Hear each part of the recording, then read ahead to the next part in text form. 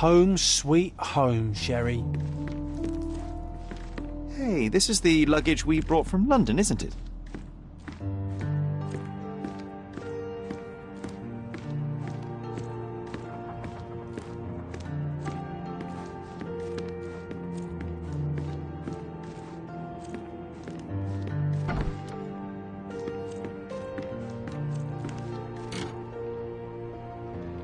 You're not obliged to be here, Sherry.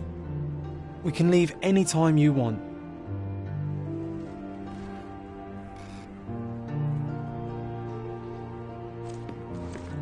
Look what I found. The White King is under attack. Sherry, can you save him and checkmate the opponent in one move? You're not obliged to be here, Sherry. We can leave any time you want. You're not obliged to be here, Sherry. We can leave any time you want.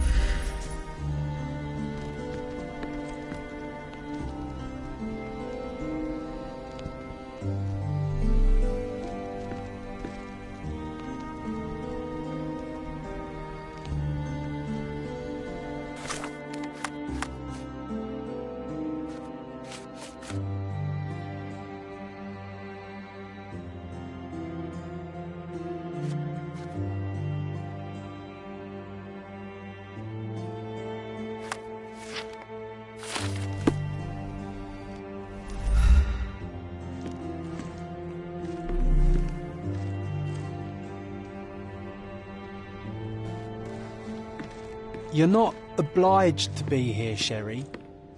We can leave any time you want.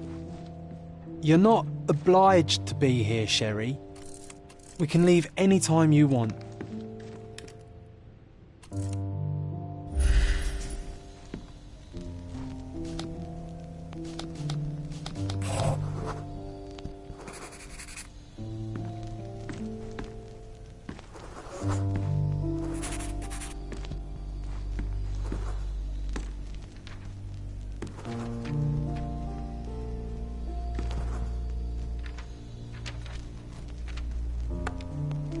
Oh, nice move. You saved the king and checkmated the Black King with the rook.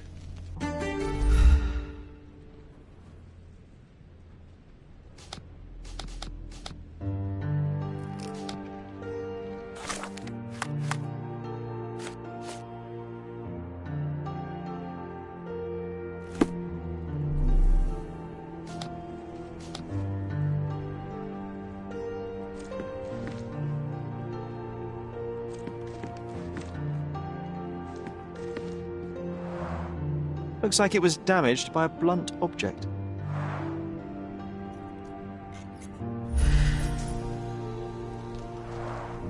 Looks like it was damaged by a blunt object. This room always reeked with an acrid medicinal stench. And here is the reason.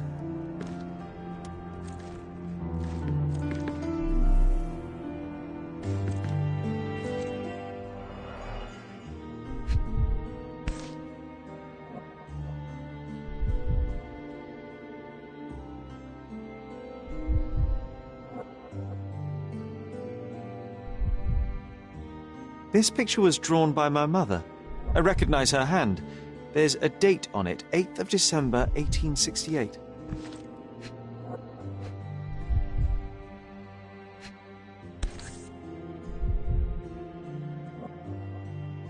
This seems a bit odd. I can recognize my mother's style, but it's far too sloppy.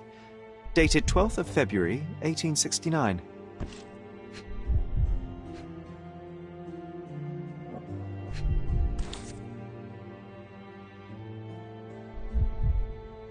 It's difficult to tell what this is meant to represent. There's no date at all.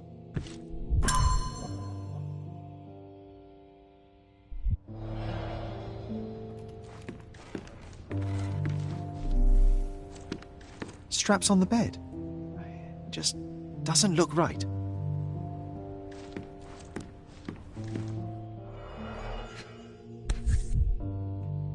Seems this was the most frequently used medication.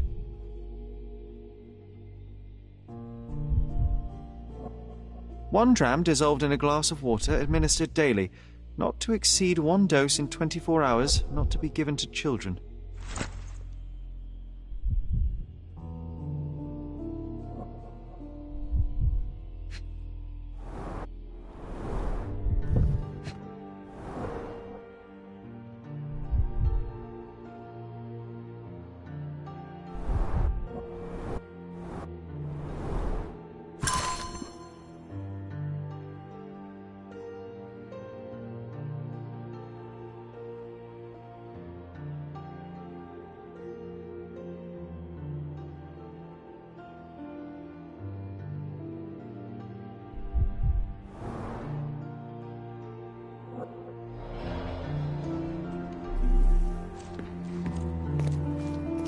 Oh, I would love to take a bath right now.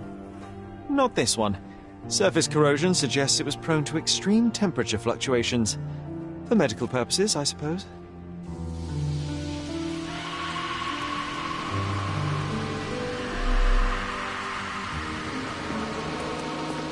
Bars, covering the windows from the inside.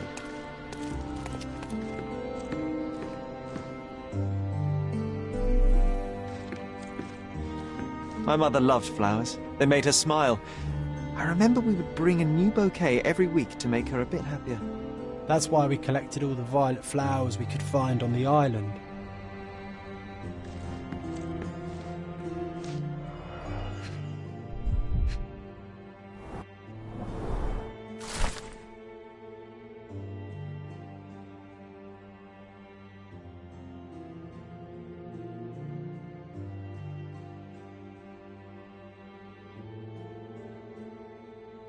It's a strange feeling to read about my father's death in the newspaper.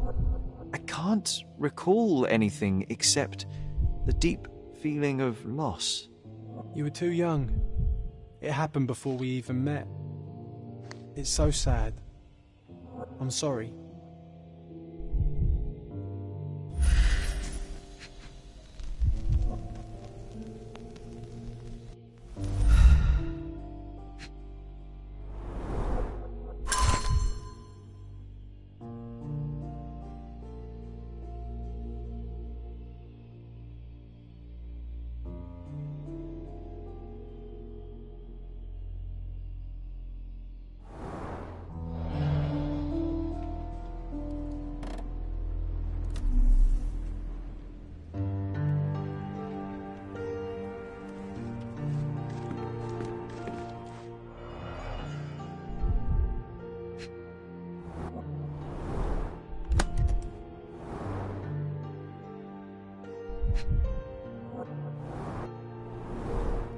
Do you think the doctor could have used these tools here?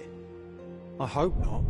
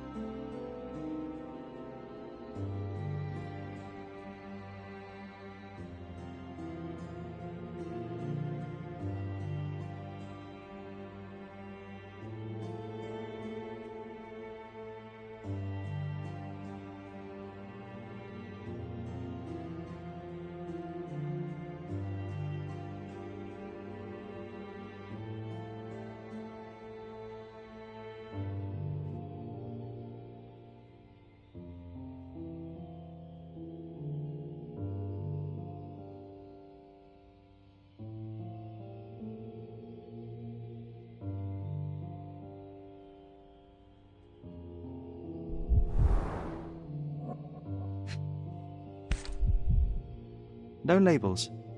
I doubt it ever had one. No labels. There appear to be residues of the bottle's contents at the bottom. Oh, it brings back some memories.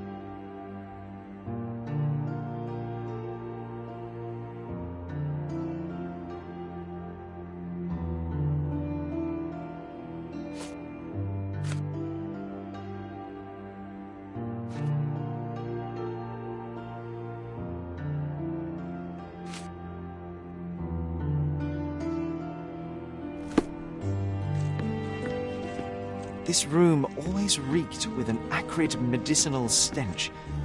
And here is the reason. You're not obliged to be here, Sherry. We can leave any time you want.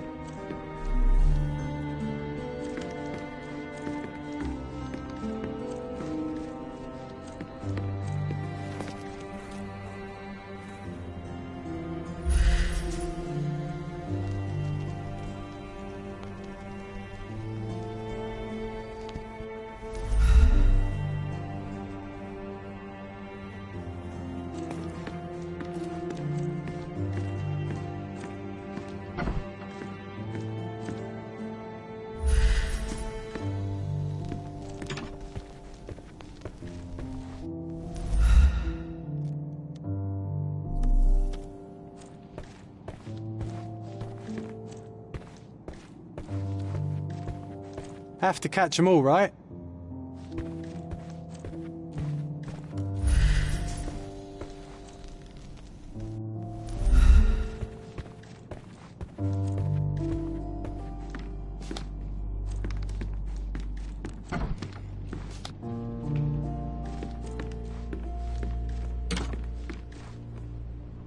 You're not obliged to be here, Sherry. We can leave any time you want.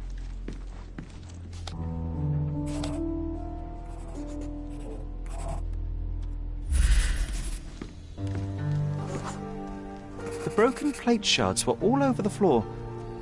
Mycroft had to change his suit as the one he was wearing was completely stained.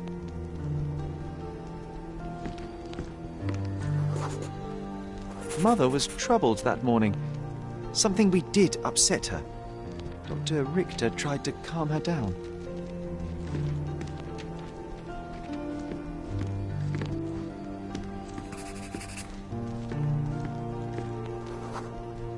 We had to put the tray with Mother's morning tea down, but why? It's starting to ring a bell. I think it happened in the morning.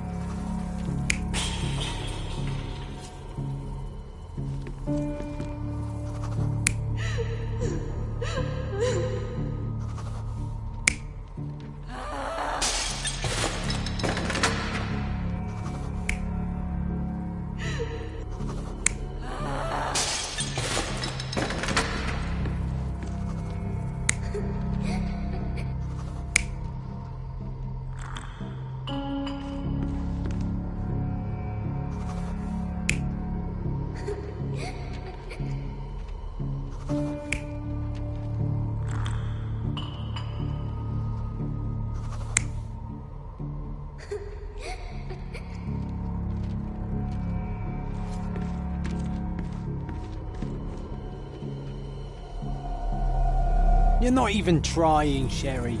Concentrate.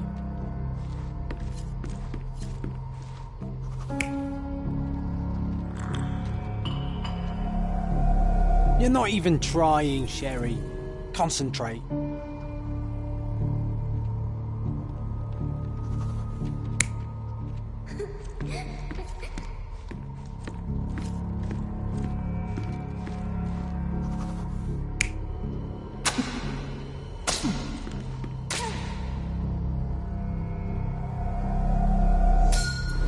Don't believe you! Liars! Get away from me! It's not true! It's not real! What? Oh. Everything will be okay, Sherry. I promise. It was the morning of the 9th of April, the day my mother died.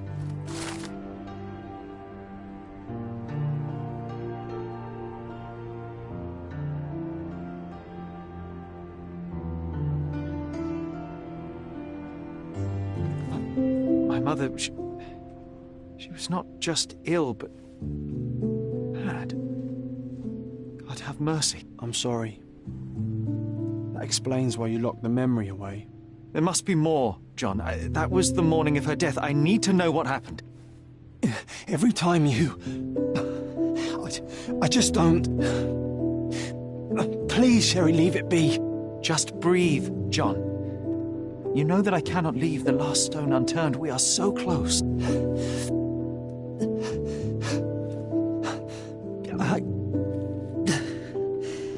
I know.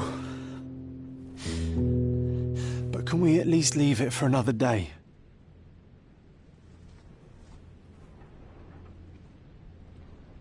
It cannot wait. Let us find another door and finally learn the truth. That's pointless, Sherry. To date, you have had no control over the return of these memories. It is all triggered by your work elsewhere on Cordona. You must accept that this will have to wait. Are you all right? In the end, little has changed. My mother was still unwell, just not with tuberculosis. What I do not yet understand is why Mycroft lied about it. There are precious few pieces of this puzzle remaining, John. Let us dawdle here no longer. Indeed. Wait. Did you hear that? Yes. Metallic soles. What is this sailor doing here? You're not obliged to be here, Sherry. We can leave any time you want.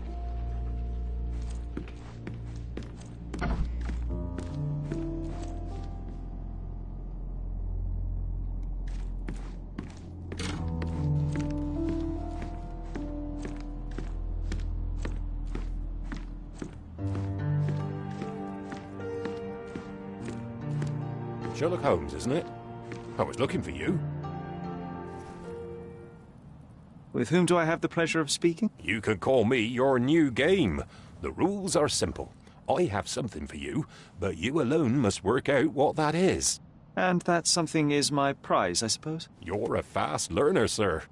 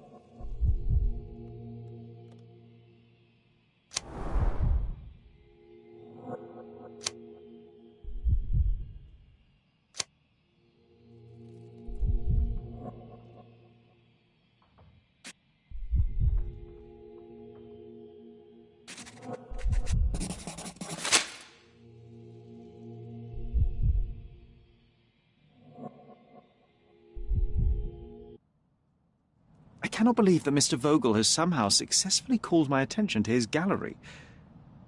You're here with an invitation to visit it, obviously. My word, you are fast, Mr. Holmes. Could you explain how you came to that conclusion? Of course. Explanations are my favourite part of any conversation. Hands without any sign of regular physical activity, in contradiction to one who would most usually wear such a uniform. The paint in your hair is pink. I don't know of any military service that paints their ships pink, unless they have launched a new fashionable fleet. A sailor with the soul of an artist? I would suggest rather a gallery employee disguised as a sailor to mislead me. How many artists on the island know where I live and of my passion for deduction? Werner Vogel is clearly at the top of the list. And you've been attempting to conceal something square-shaped within your pocket. An invitation, I suppose. An invitation to Mr. Vogel's gallery. That was remarkable, Mr. Holmes. Mr. Vogel was right about your genius. I think he may have even underestimated you. This is your invitation. Please tell Mr. Vogel that the seed has been planted. He asked me to tell you to do so, if you win this little game. Farewell.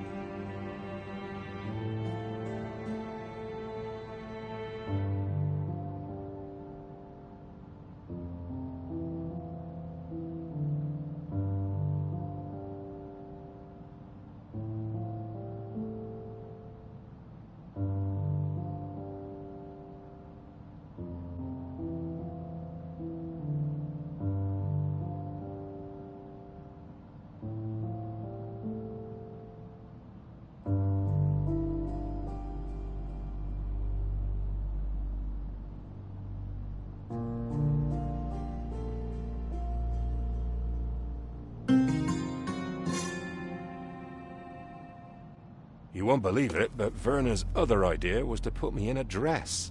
You won't believe it, but Werner's other idea was to put me in a dress. Home sweet home, Sherry.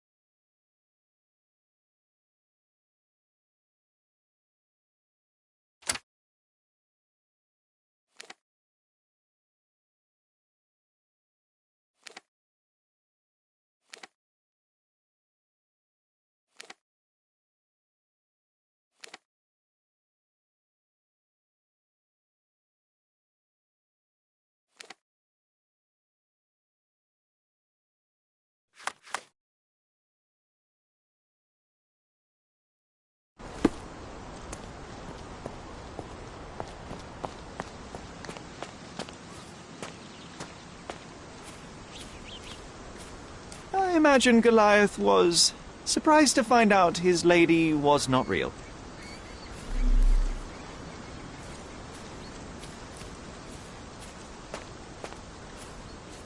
Mr. Sherlock Holmes, I presume? Correct. With whom do I have the pleasure? Emilio Esteva, happy to make your acquaintance. I am here on behalf of Mycroft, your brother. He is on his way to Cordona. In the meantime, he requests your assistance with a sensitive matter.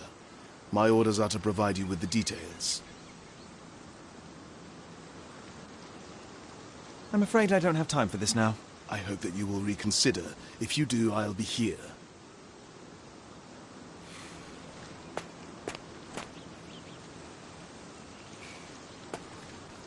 So, are you ready to take on the task?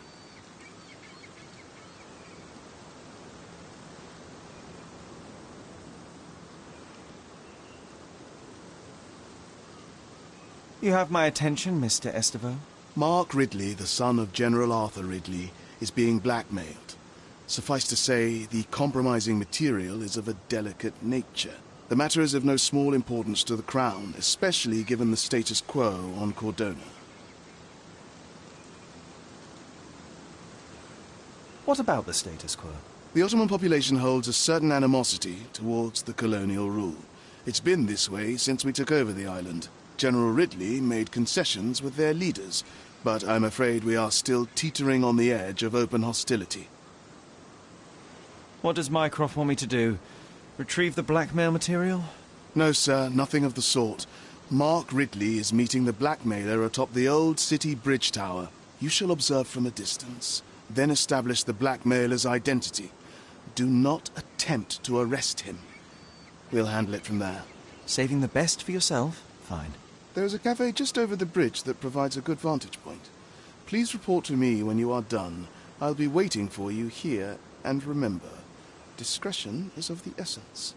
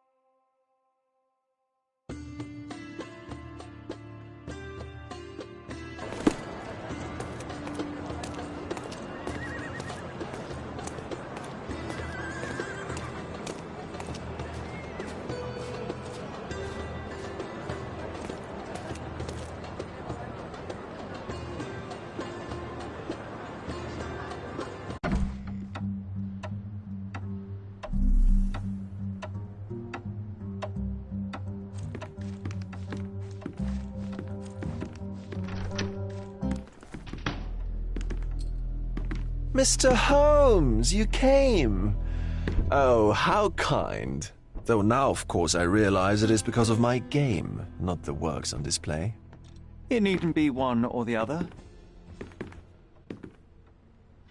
Your man's disguise was easily debunked, Mr. Vogel, but I shall admit that you planted in me the seed of curiosity. Ah, terrific! I had no doubt you'd put the pieces together. Let us call it an opening gambit before the real game begins. So, this little game of yours, what's it about? An enigma to solve. A locked area in the basement with no windows found brutally vandalized. I have no clue how it was possible.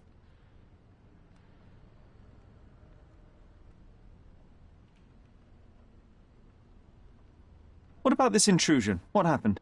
Last night, I was about to leave the gallery when I heard a noise downstairs. I went to the basement, but I didn't see anything out of the ordinary. It was admittedly a rudimentary inspection. It is not uncommon to get rats down there, so seeing nothing of note, I left and locked up the building. When I returned this morning, alas, I discovered that part of the exhibition had been torched, and there was no sign of the intruder. The mystery being, of course, that all the doors to the gallery were locked exactly as I left them. And the door to the basement is the only entrance? Correct. Tell me you're not intrigued. And this locked area downstairs, what exactly was it? The under gallery. It's always shut, and I'm the only one with the key. Ah, so this is your private collection, not part of the gallery. Oh, no. It's an exclusive exhibition of eccentric pieces. Only a select cadre of artists, investors, and collectors are admitted. Not everyone deserves to have their eyes opened. Well, this matter is certainly within my wheelhouse. This intrusion troubles me. Please take a look around if you're willing. The under gallery is through the door at the end. I will see what I see.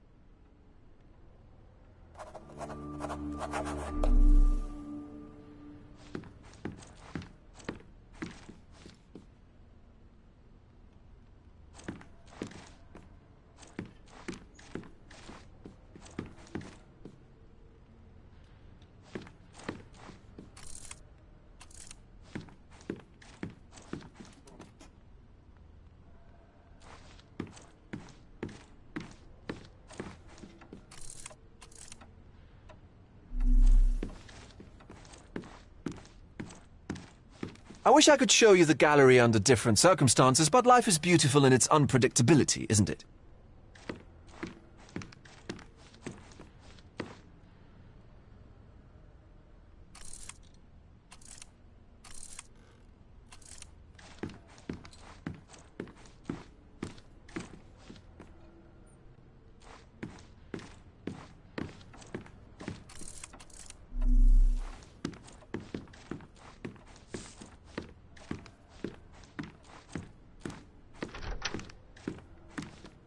You sure you don't like art, Sherry?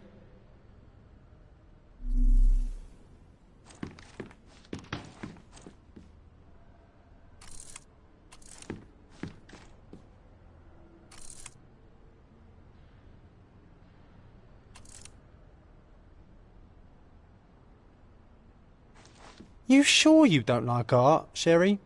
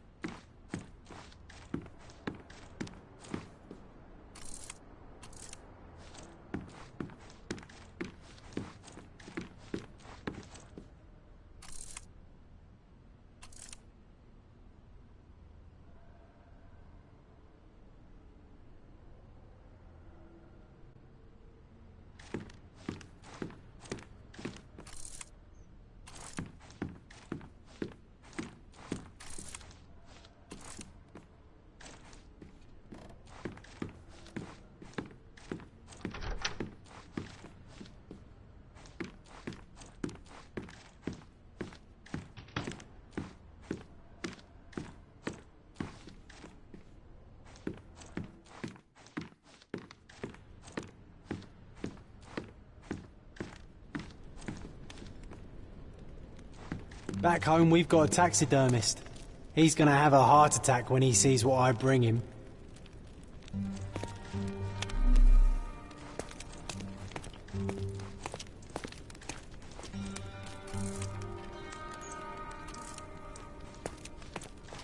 Back home, we've got a taxidermist.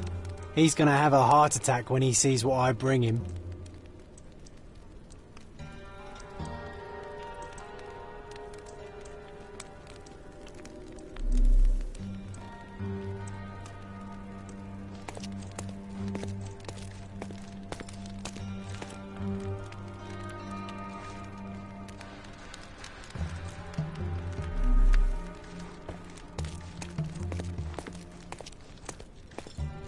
closed with a metal bolt.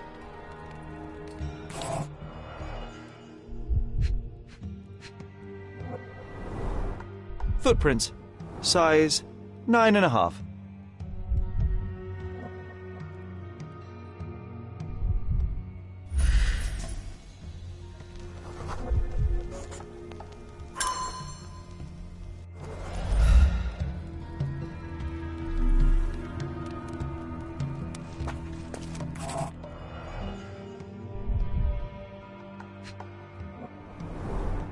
Old and hasn't been used for a long time.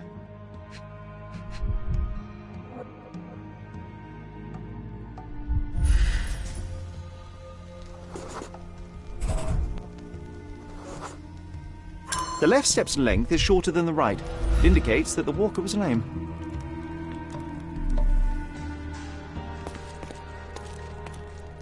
A true artist never shows an unfinished piece. A true artist never shows an unfinished piece.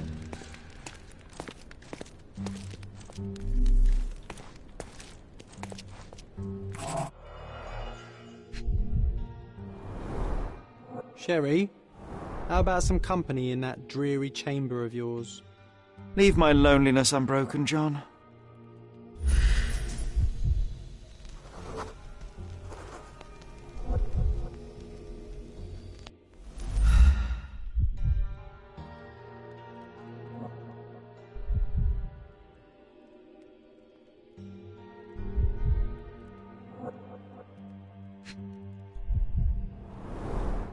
A handprint of the thing from another world. But it looks fresh, and its coal origin ruins the effect of the extra mundane.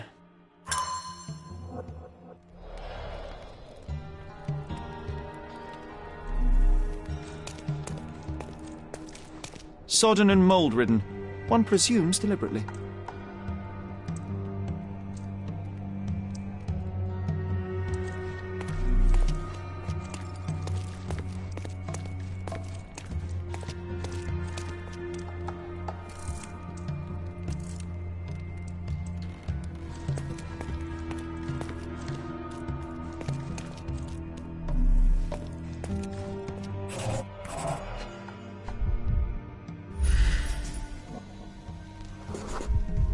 Ugh, sheer vandalism. Only an ignorant person could do such a thing.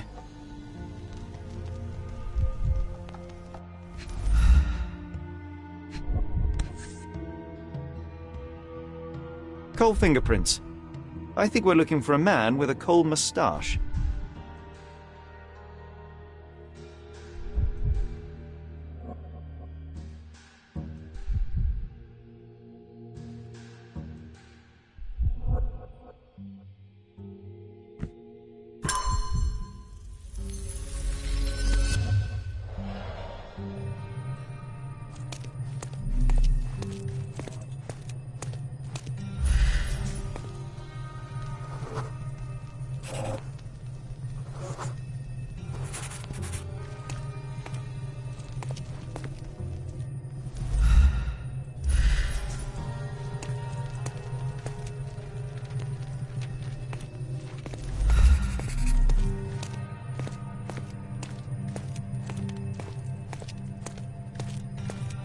The parasites of creativity, or just a reflection of the artist's recreational interests.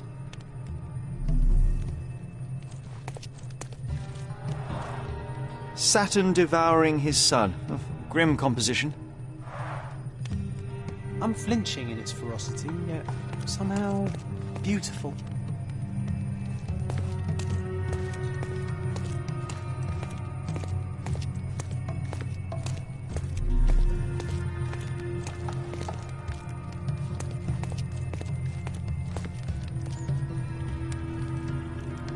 Back home, we've got a taxidermist.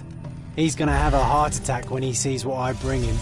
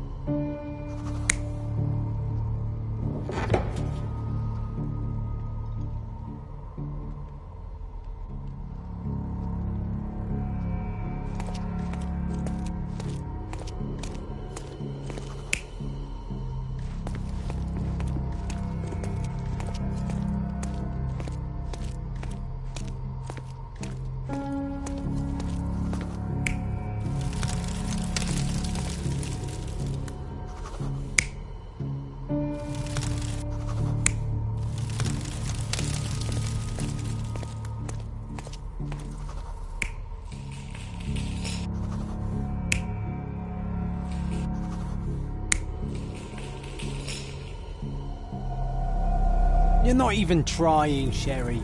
Concentrate.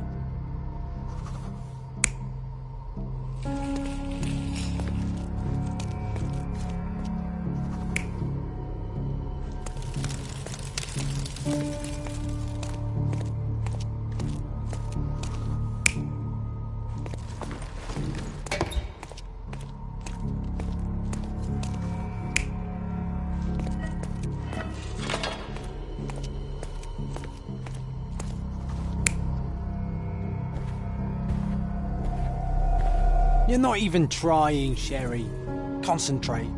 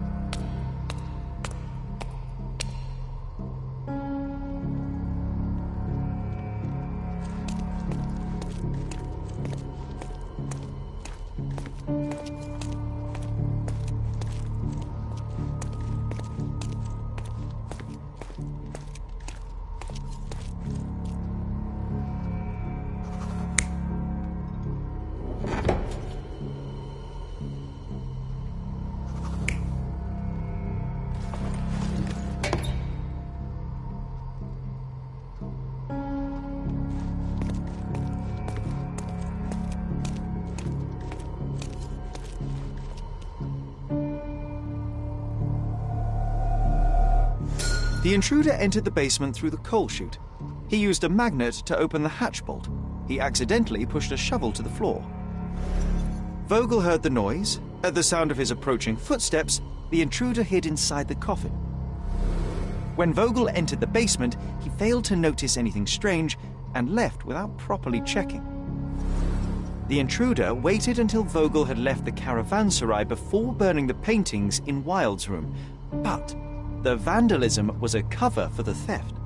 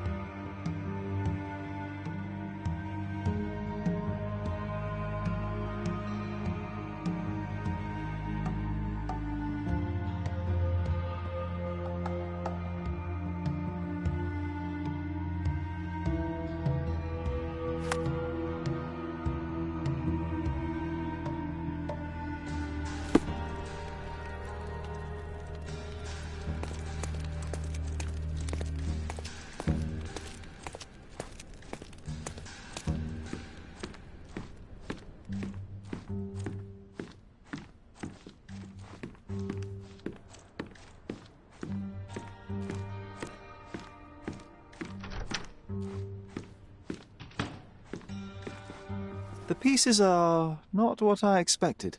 What do you think my collection is about?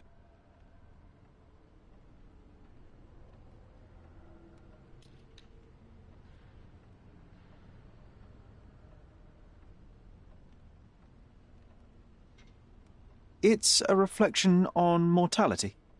Nothing lasts forever, no beauty sustains itself, and everything succumbs to darkness. Am I right? I don't know. Well, that's absurd. Of course you know. It's your gallery. There is no one answer, no singular truth, but many, filtered through the subjective mind. That forgetting, embellishing, lying machine. Besides, what's wrong with a lie if it makes life more interesting? What's wrong with a lie? It corrupts the ability of others to behave freely and rationally. Men never act freely and rationally anyway. It matters not what is or isn't in the end. The only important thing is how you feel. And I simply want to feel and consume as much as I can. Don't you? Feelings are simply one's animal ancestry trying to wrest back control of the brain. I try to avoid the distraction. You try not to feel, even in a place like this? None of it moves you? To be frank, I struggle to maintain even a whit of interest in art. But, Mr. Holmes, it is joy incarnate, mankind's greatest achievement. Mankind's highest achievement above all others is objective and rational thought. I see then why you dislike art, for it means whatever you want it to.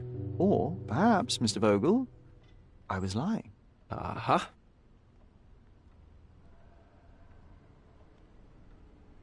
Mr. Vogel, my investigation has revealed that the intrusion was not merely vandalism, but theft. The limping visitor left your place with a canvas. That's very impressive.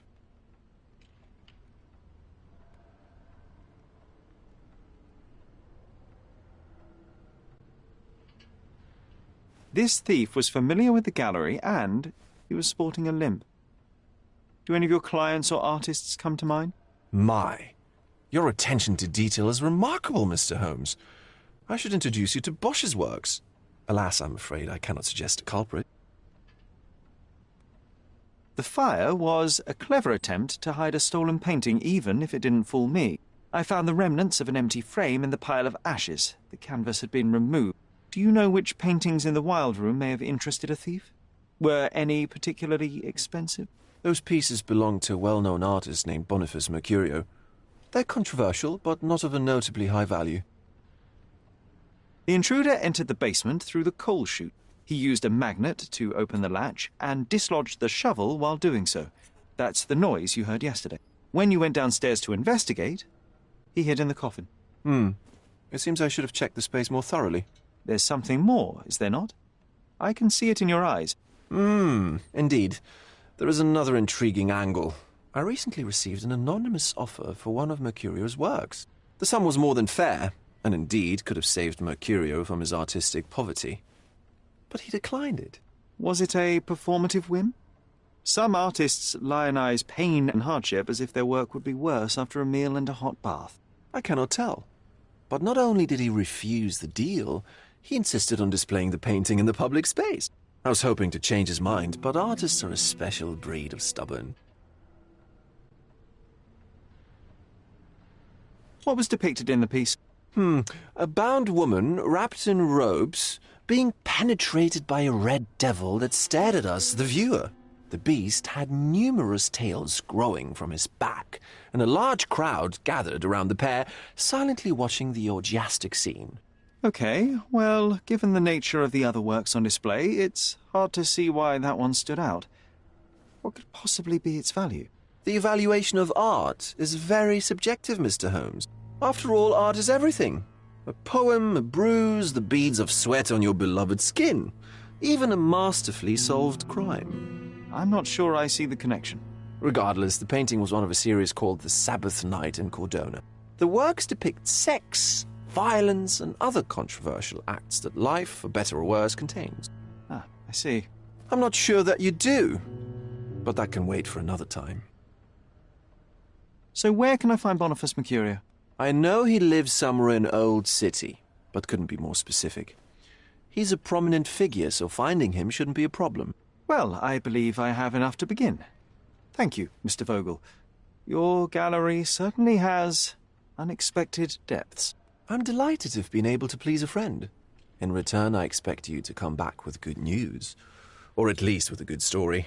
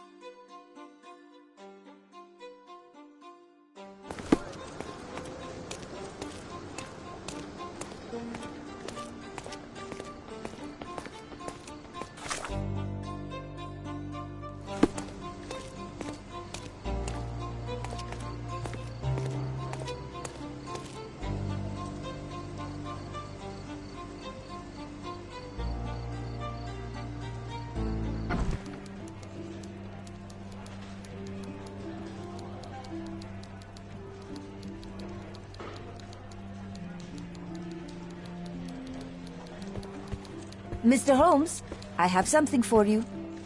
Mr. Holmes, I see what you're up to. Mysterious stranger pursues betrothed woman.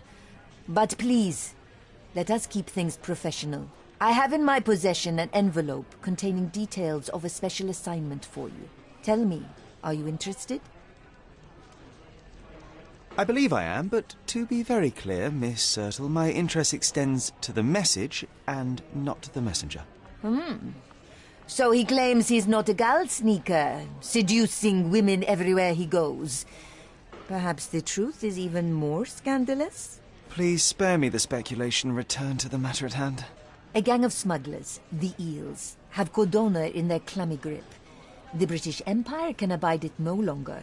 Mycroft insists they be disbanded. But this organization only falls with the capture of their odious leader, Friedrich Panzer. And note well, I did say capture, not kill. Inside your envelope is a map marked with the Eels' warehouses. But alas, we do not know in which Friedrich Panzer resides. So even Mycroft has his limits. Indeed. You must be sure to identify the correct warehouse before entering. Because once one is compromised, the other's occupants will scatter. Here are all the files, and feel free to use the archive too. Again, do not enter the wrong location, nor see any harm done to Friedrich Panzer. Miss Sertle, if you're quite done with the redundant instructions, I shall get to work. Well, that's perfect. Tortured hero lashes out after rejected romance. Tomorrow's edition will be a sensation.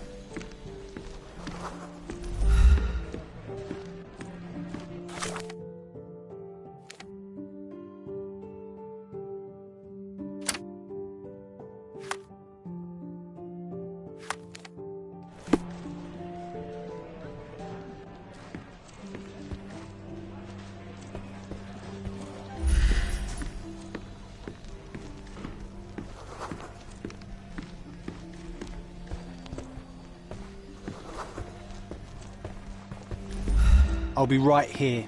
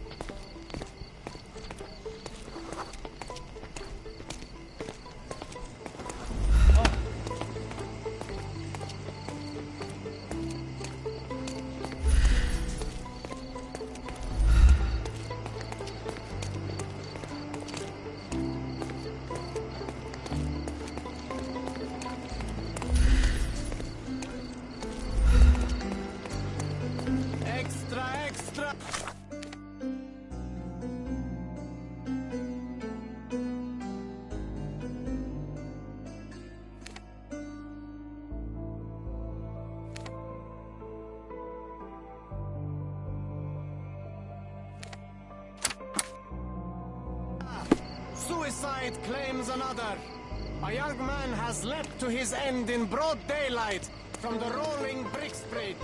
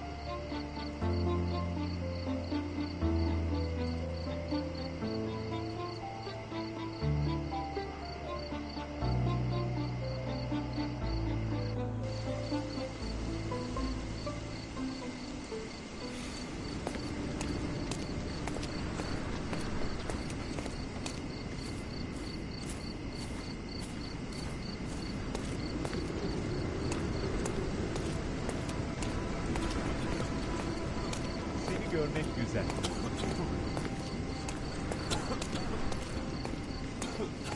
Merhaba.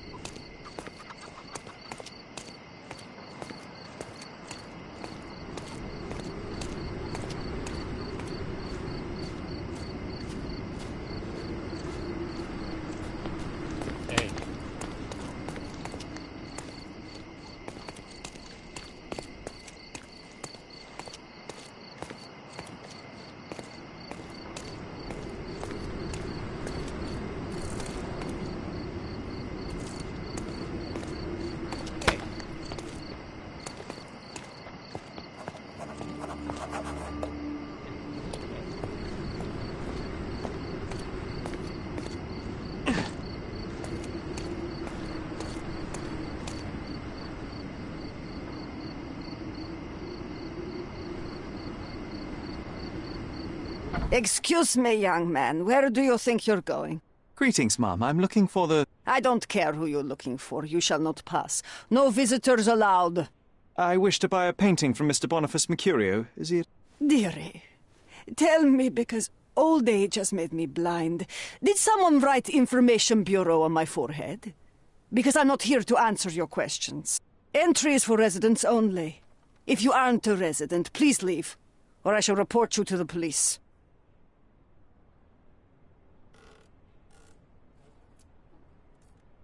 No visitors allowed.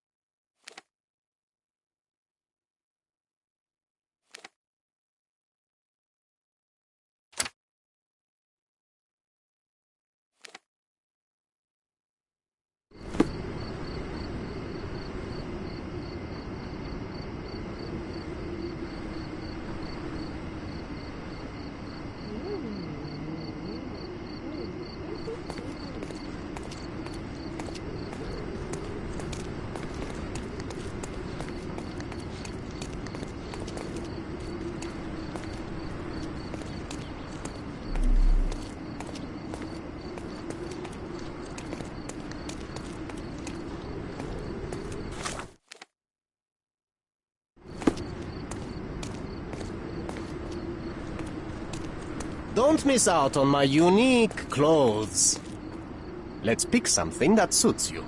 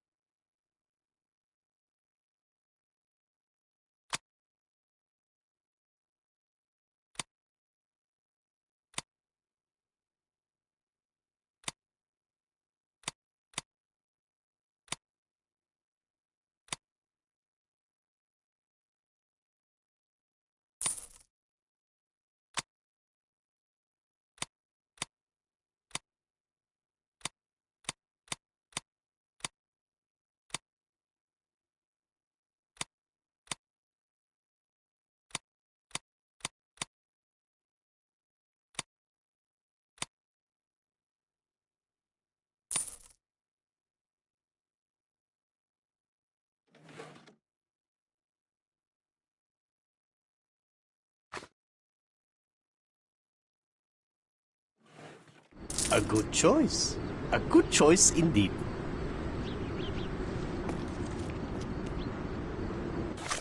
Don't pass by. Welcome. Welcome.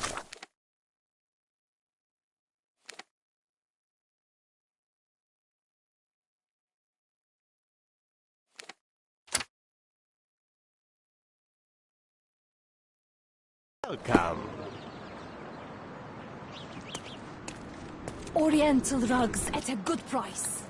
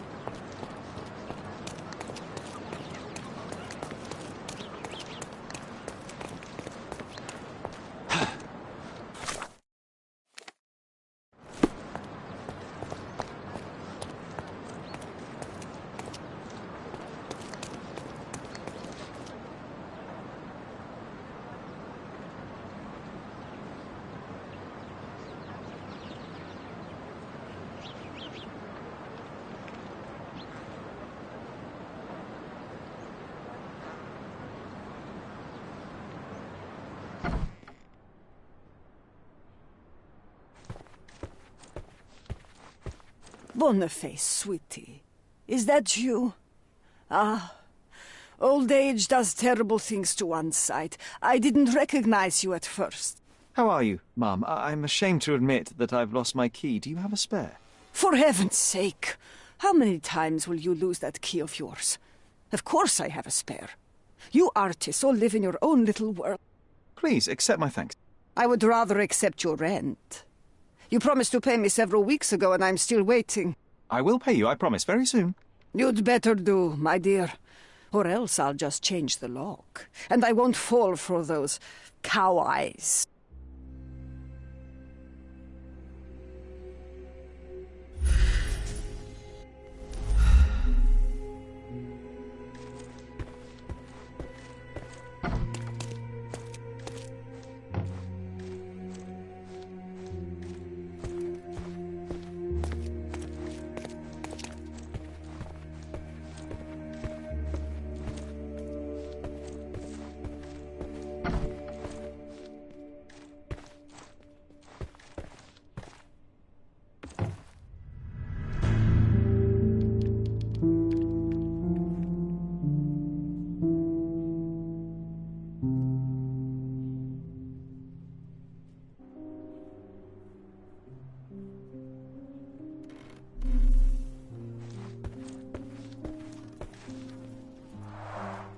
Red skin, tails on the back, reminds me of Werder's description of the stolen painting.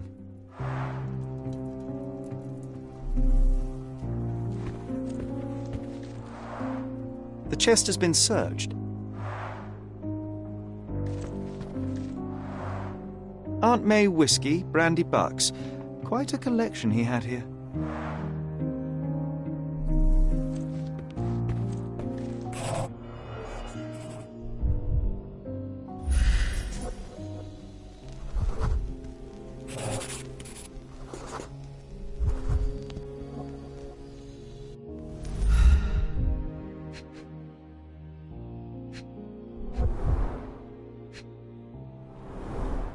It appears the wine was truly awful.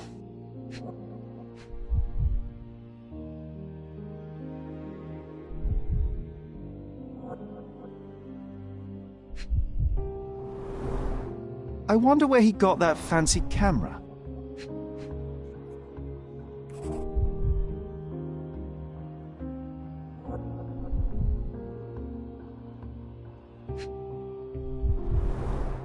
Despite the overall tendency towards mess, you cannot sit with the drawer pulled out like this. Someone left it after searching.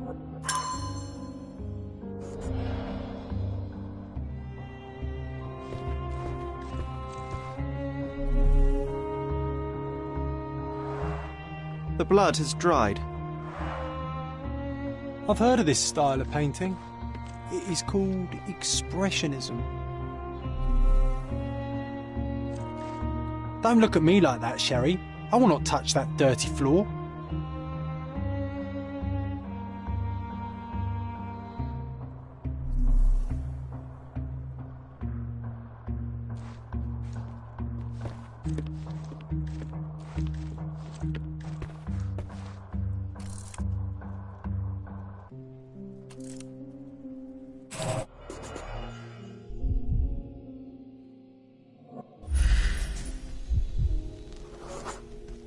Judging by post-mortem rigidity, the body lay here for 1 or 2 days.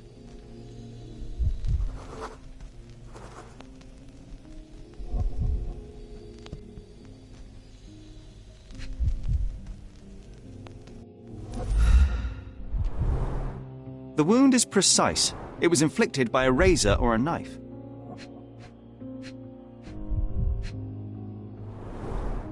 Soaked in blood. It seems as if the puddle of blood was here before the rags.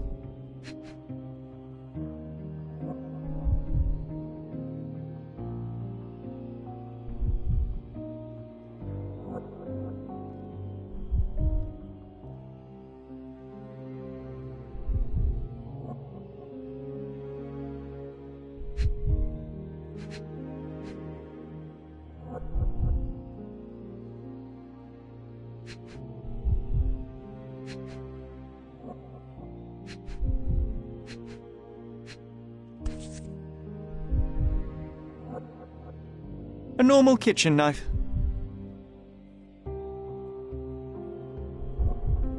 Could be the murder weapon.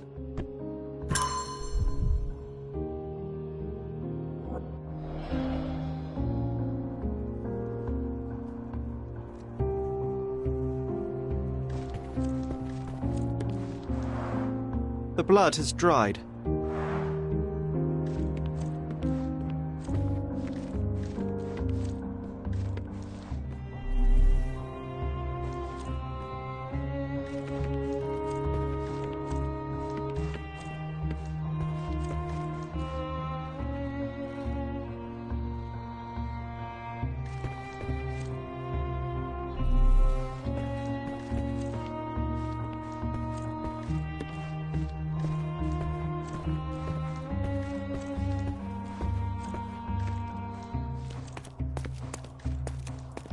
The photograph was not pulled out in time. Such a waste of material.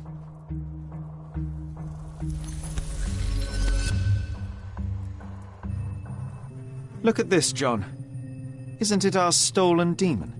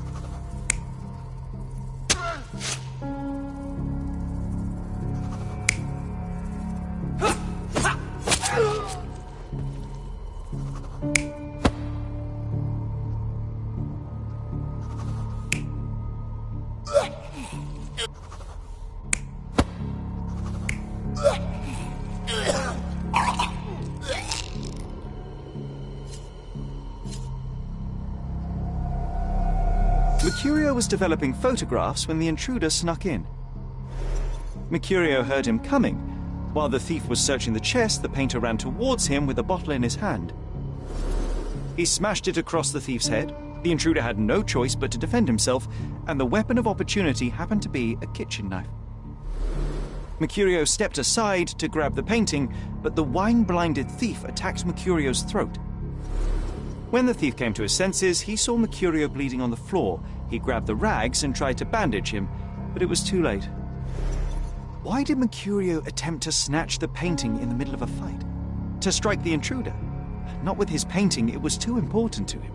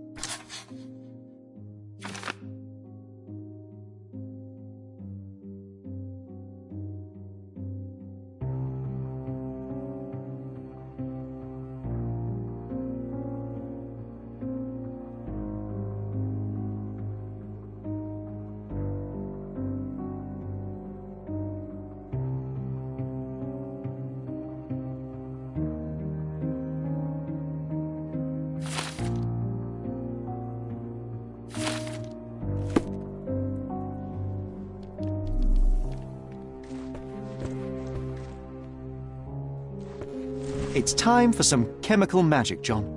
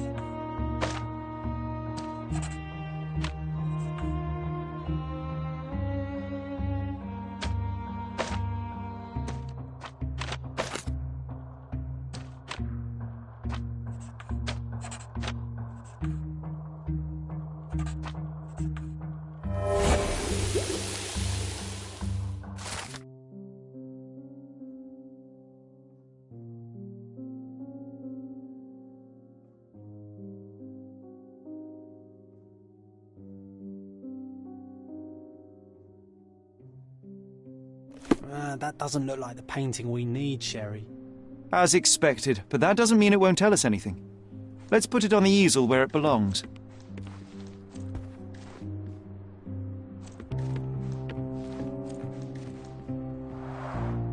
I guess this is his most ordinary painting. Spot the two differences, John?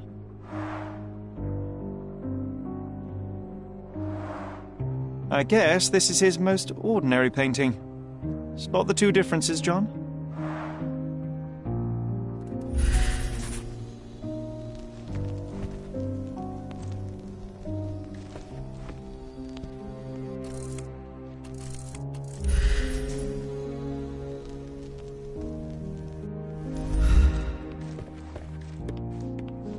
If the intruder didn't take it, the skull should be somewhere here.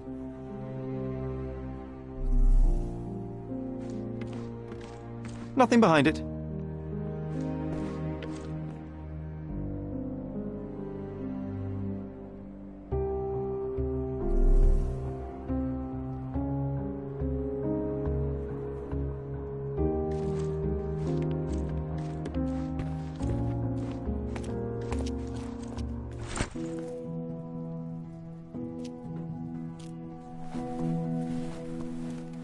Monster was actually a man. Poor girl.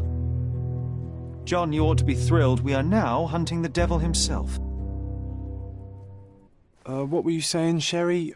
I was too busy sketching the scene, you know, crimes and such like, daily routine. Did you find something? A photograph. It depicts a man in a red suit with tails sprouting from his back and multiple people in masks watching the scene. It all adds up. But the act of love, it wasn't given willingly, John. It was a violation. And the girl, she was with child. Give that to me now. Did you recognize someone? No. Although the victim is not from Cordona, she is African. Look at the ritual scars on her face. Get that image out of your brain. You have to continue the investigation. I must speak to the landlady. Perhaps she saw or heard something. Sherry, you cannot tell her the truth about Mercurio. It will hurt her. John, that's illogical. Sooner or later, she will come here and discover a corpse, and I still need to talk to her. Just avoid mentioning corpse, all right? Stick to the character, tell her to call the police. I'll take that into account. And wait here. I've redrawn the people in the photograph. Now you can proceed with your investigation without those horrific details.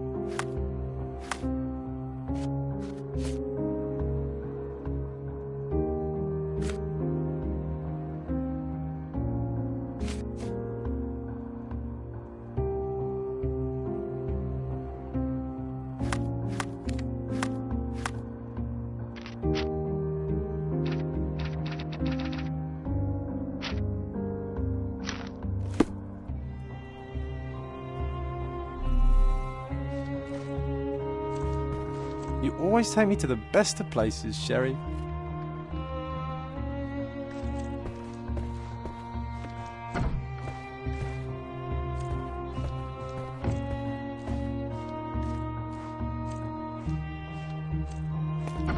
What's wrong, dear? You look like you've seen a ghost. Can you tell me if anyone else has recently entered the flat? Oh, you're talking about that limping man. I'm sorry I let him in. I was scared. And I thought maybe he would motivate you to find money so that you would pay your rent. No offense, dear. Can you describe him? Oh, so you weren't at home. I was so certain you didn't leave your flat that day. He was of average height, had a limp and a tattoo on his neck, and he was smoking Malpal cigarettes. My husband used to smoke those. They have a horrible smell I can recognize from a mile away. Can I ask a favor? Of course, dearie. Please call the police and ask them to enter the flat. And don't look inside until they come up. What? What trouble have you stepped in this time? It really doesn't matter. Thank you, Mum.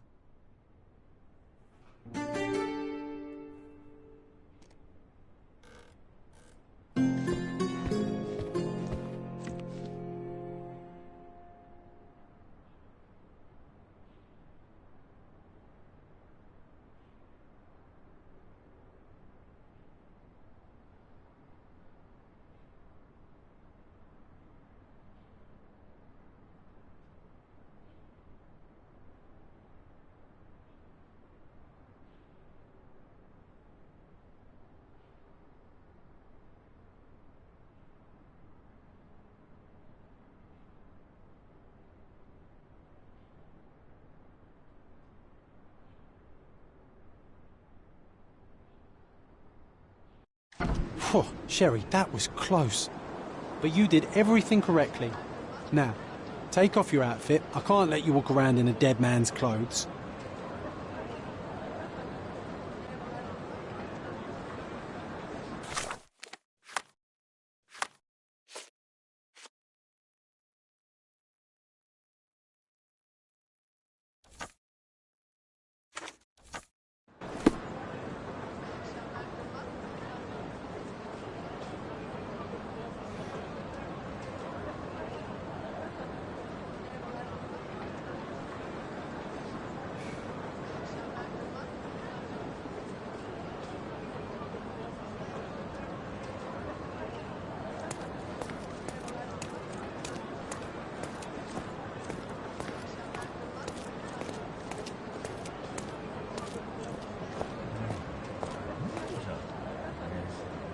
Do you know anything about this?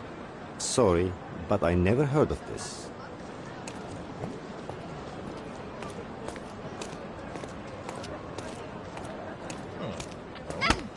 Is this familiar to you? I can't help you, friend. This isn't working. You might need a different tack.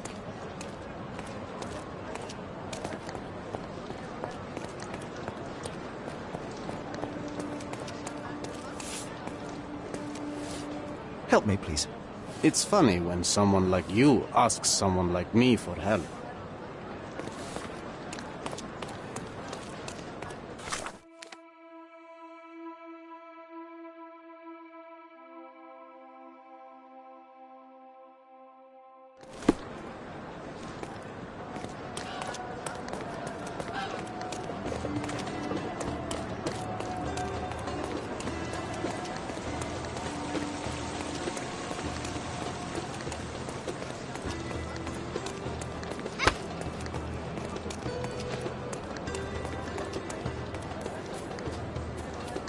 Oriental rugs at a good price.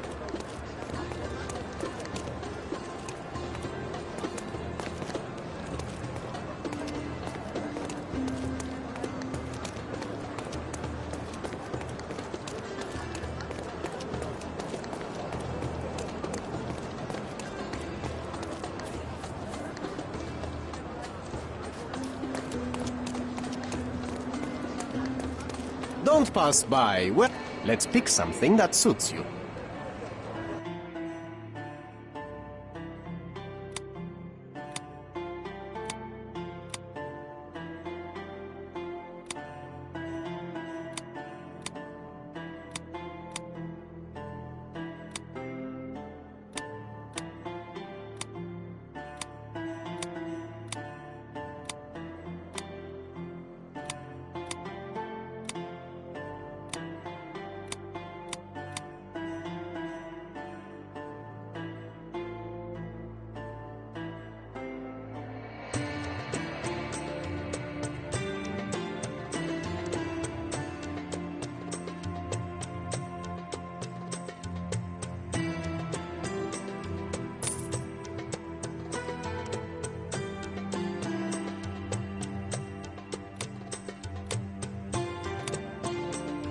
A good choice. A good choice indeed. Don't miss out on the best carpets on the island. Don't pass by. Welcome, welcome.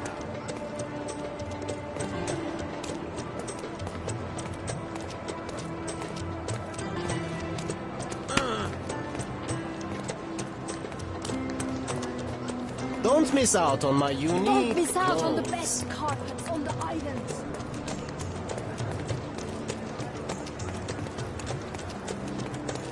Are you able to help me? You'd do better to hide yourself at home and do not ask anybody such questions.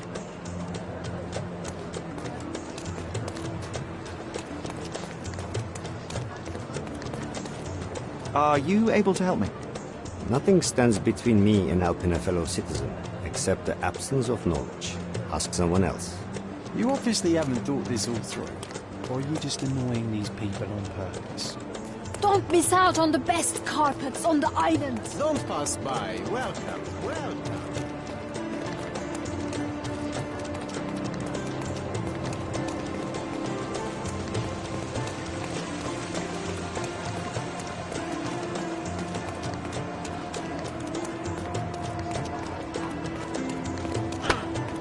Do you know anything about this? If you ask that again, I'll find where you live and break your windows.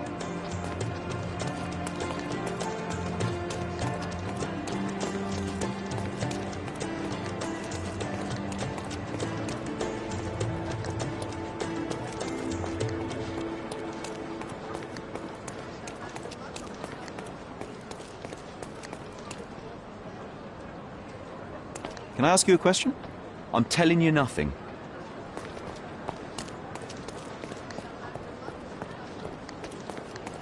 Are you able to help me? My friend, I know nothing. I'm sorry. Everyone's looking at us, Sherry. You sure you know what you're doing?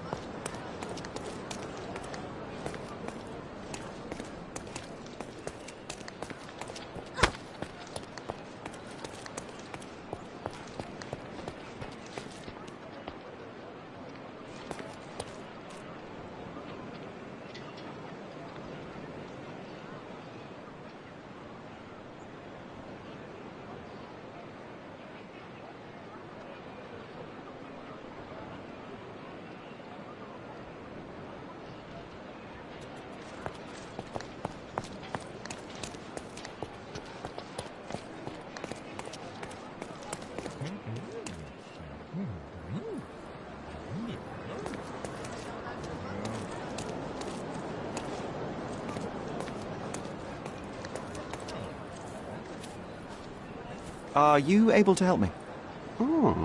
Interesting. But I've never heard of it.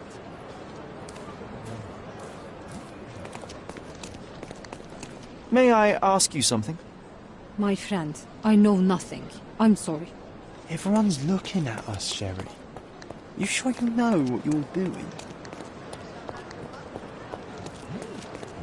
Excuse me, just one question. I am sorry. That's not something I know. Excuse me, just one question. That's new to me.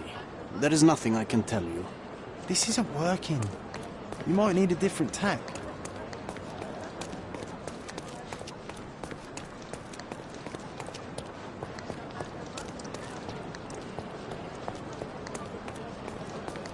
Can you satisfy my curiosity?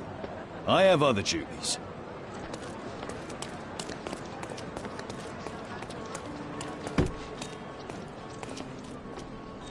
Is this familiar to you? Nothing stands between me and helping a fellow citizen, except the absence of knowledge. Ask someone else. You obviously haven't thought this all through. Or are you just annoying these people on purpose? Help me, please. No, it's the first time I've heard it.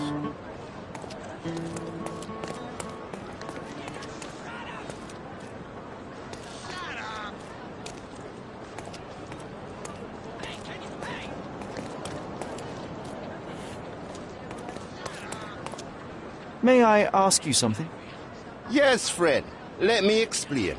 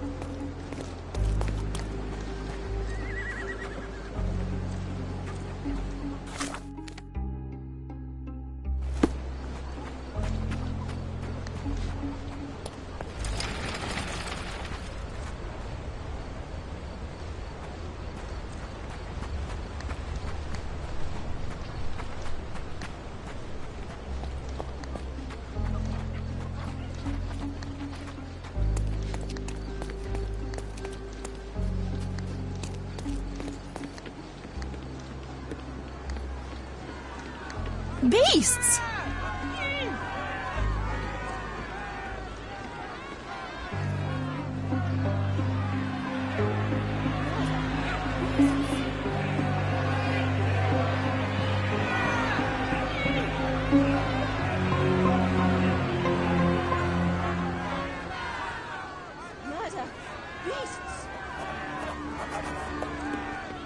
Murderers! They're completely livid. First they come to our land, then they murder our people. Drop them all into the sea!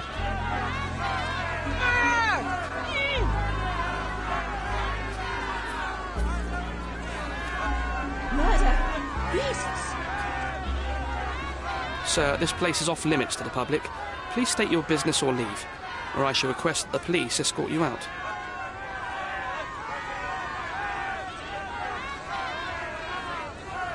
My name is Sherlock Holmes. I'm a private investigator. I'm looking for a witness for a case. A private investigator? Really?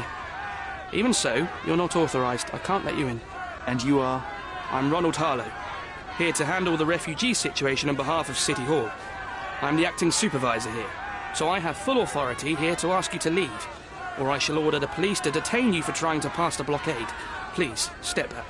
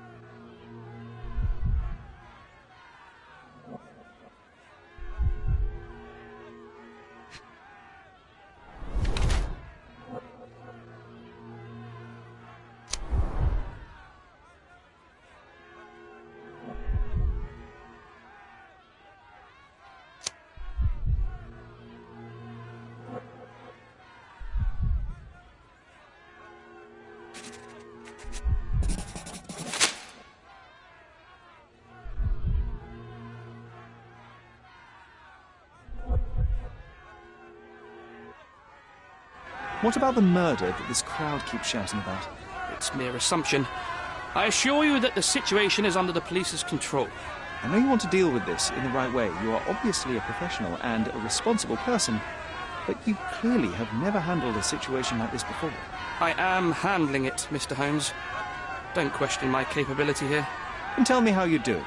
You can't even calm this gathered crowd, and as for the police, they're not quite managing it either, are they? You consider yourself a problem solver, but until today, you've been solving problems sitting at your desk in a dark corner of a city hall room. Here, you need a more practical approach. What are you driving at, Mr. Holmes?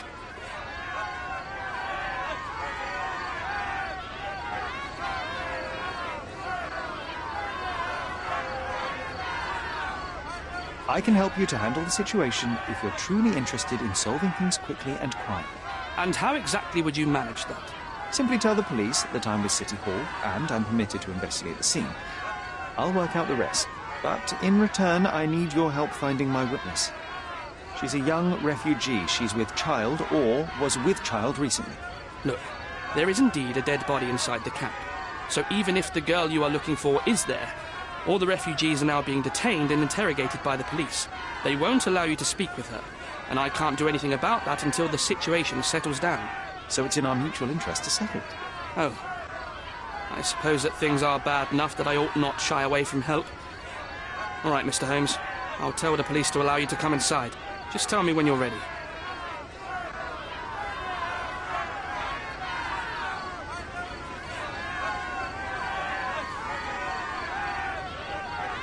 Mr. Harlow, how did the refugees end up here exactly? Oh, so you're not from around here yourself? I've been away for some time, but I read the papers. Yes, this whole story has been in the papers for almost a year now. They were smuggled to Cordona on a ship from Africa. Smuggled? Then why didn't you deport them? The smugglers managed to sneak them to shore and hide them inside an abandoned warehouse. When the police raided the warehouse and found the refugees there, the ship was already gone. We aren't even certain as to which ship it was. We have busy shipping routes with other colonies these days, you see. So you decided to lock them up under a bridge? There was no other option. We're still trying to work out what to do with them. I only hope we'll find a humane solution and not put them on a raft and float them out to sea.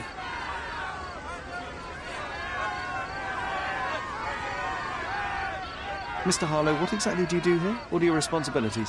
What I do and what I am responsible for are two different realities, Mr. Holmes. On paper, I am in charge of the camp territory, security, provision, and the refugees in general. What I actually do most of the time is knock on every City Hall door trying to obtain some funding, or at least rations for the camp. The police here on City Hall's behalf too? They are, minus those who came here after the body was found. The governor won't let the refugees disperse into the islands, so there's a significant police presence guarding the camp. Naturally, they answer directly to the police. I have some influence here, but I'm not their direct authority.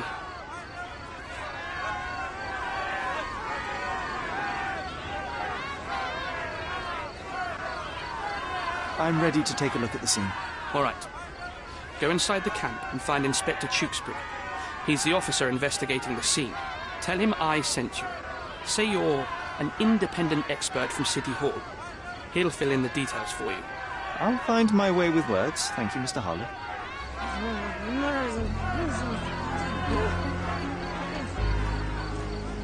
So they keep these refugees under a bridge like proverbial trolls. No wonder the people outside are so disturbed.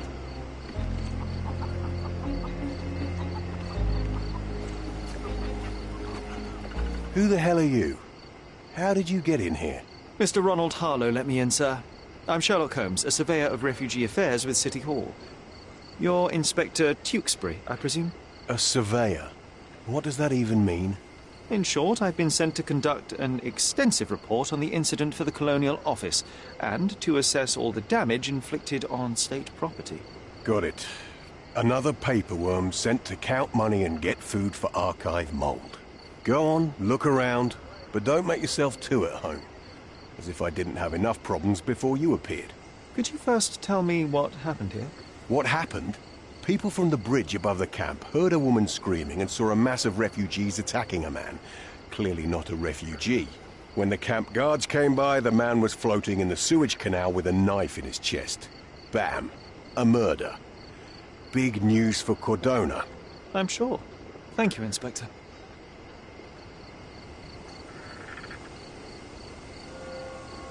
Did you learn anything about the dead man?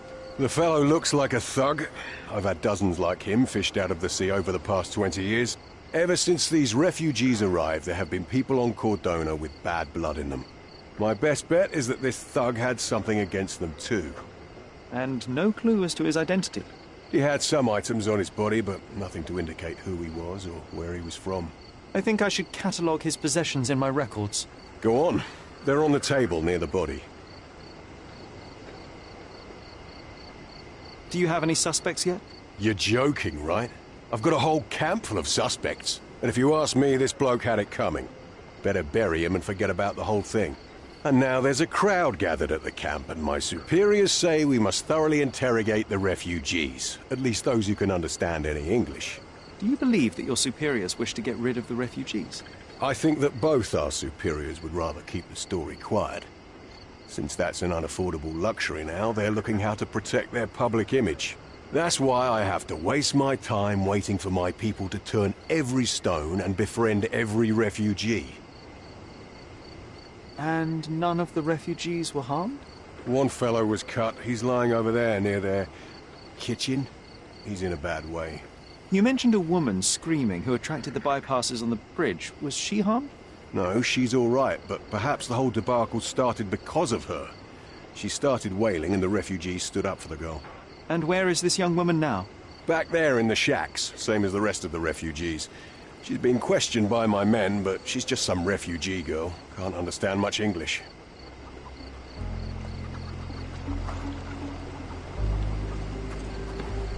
Here we go again. Number of hours on Cordona before stumbling upon another dead body. Clearly a left handprint here.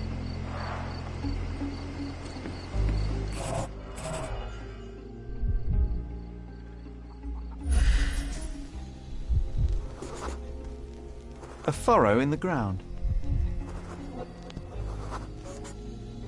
A blood trail leading to or from the canal.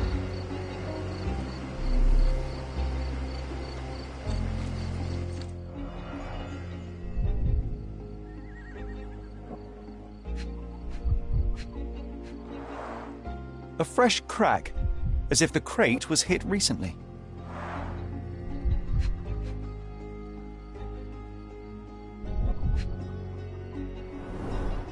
Someone bled profusely here.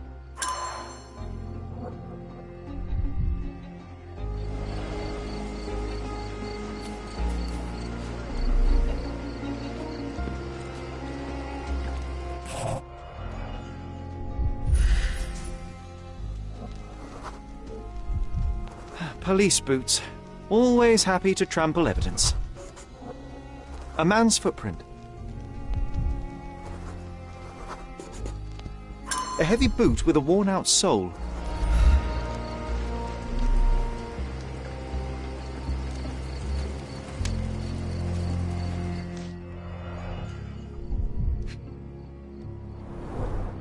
Malpal, soaked with salt water.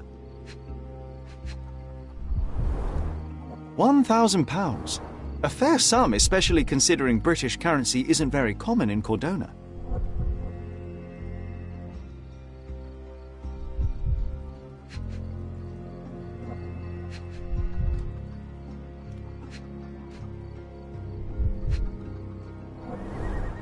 A simple leather sheath. Perfect for a dirk.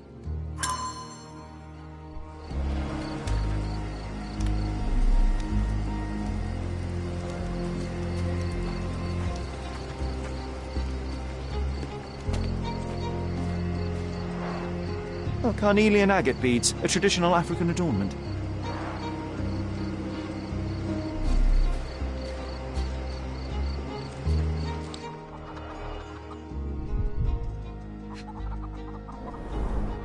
The blood sprayed off the blade after the strike.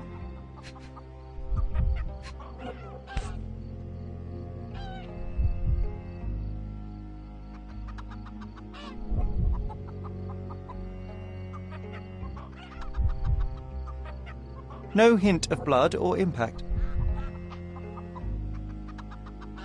It might have been used as an improvised weapon.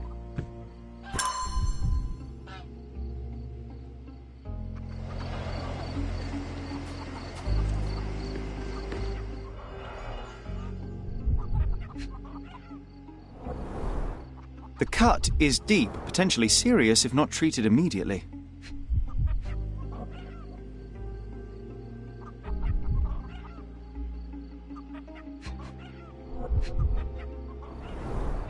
He is in shock, feverish and dehydrated. Sherry, you know first aid. Surely you have a duty to help this man. You can't leave him to certain death. I think we can find all we need here in the camp. Let's have a good look around.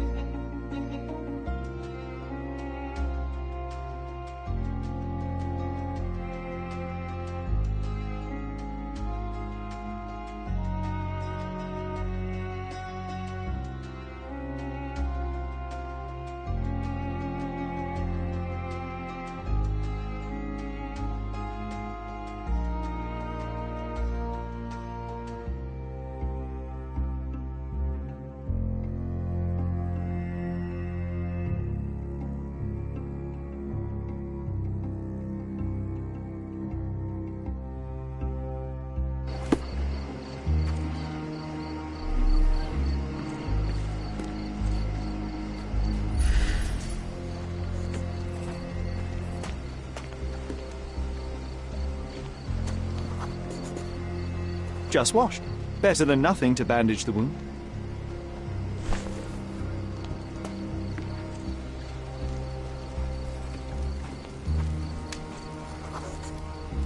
I'll use it to create a solution.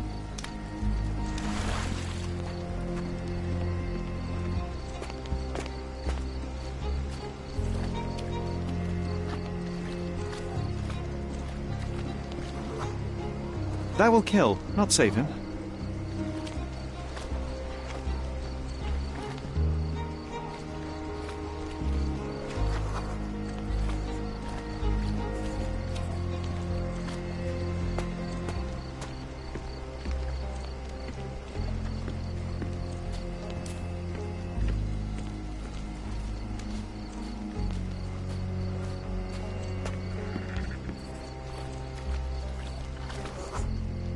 I can use this to stop the infection from spreading. I've collated all the ingredients, now to prepare the first aid solution.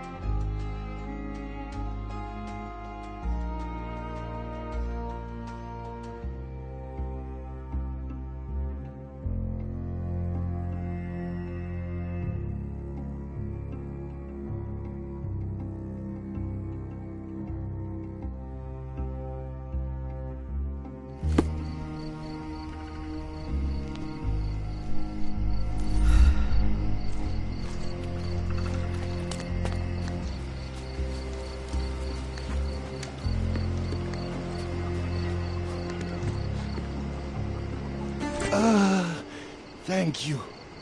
This should make you feel better, my friend. Now remain lying down and drink as much water as you can. Well done, Sherry. At least he won't die from the infection.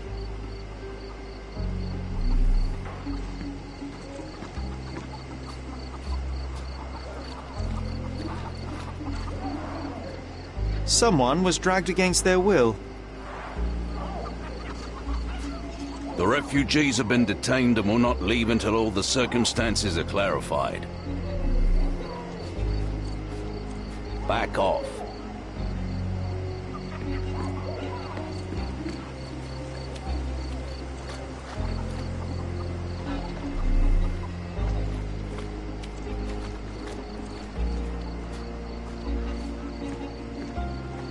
Could you help me?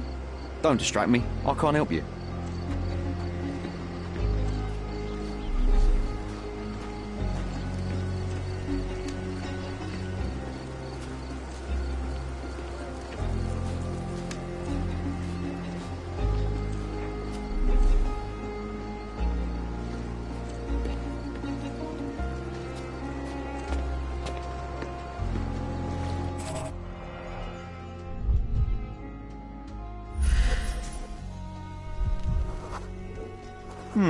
Coal dust under the nails. I don't see much coal around here.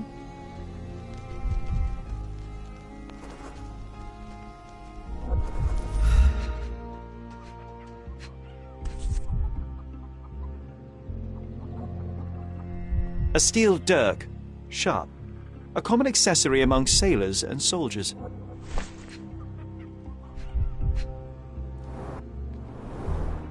I'd say the blade penetrated upward, however the wound is too messy to be certain. An interesting tattoo. Does it mean something?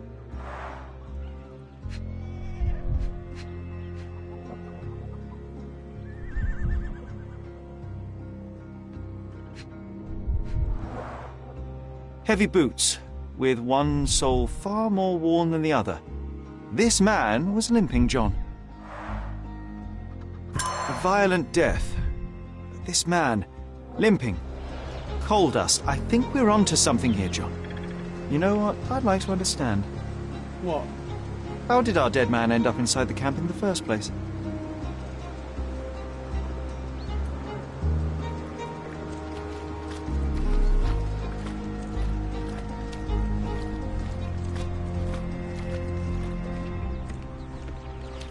Sherry, just look at this. Living quarters in a sewer. What kind of a genius bureaucrat came up with this idea? We have seen some dark places in Cordona, but this... If they find out about the passage, everything will go to hell.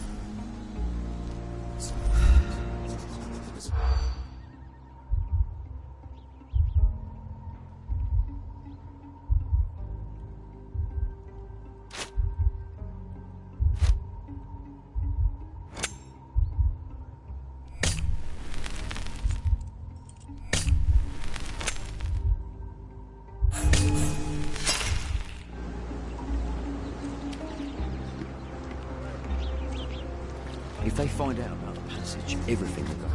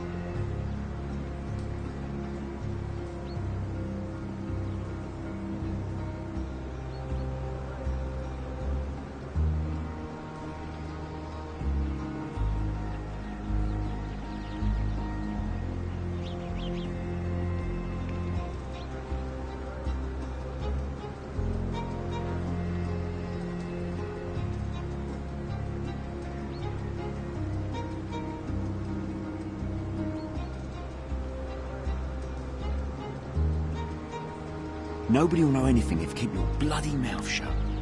The coppers smell fishy here, Sherry. Perhaps we should sniff around in the camp a little more thoroughly.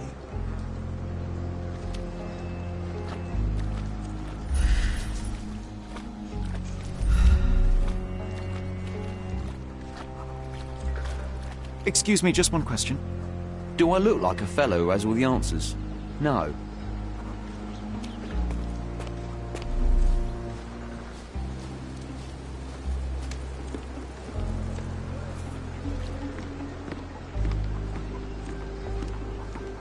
You still here?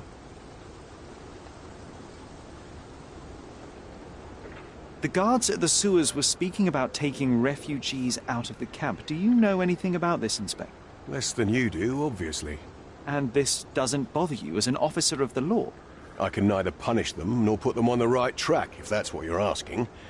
Maybe your friends at City Hall could do something about it, but I seriously doubt that. To be honest, I'm sick and tired of being frowned on for my uniform. If those fine gentlemen you've eavesdropped on are in some shady business, that's on their heads.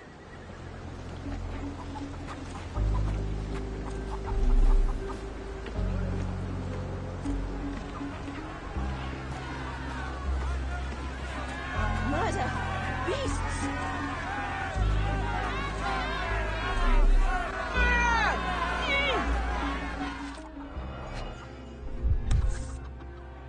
A single Malpalbutt.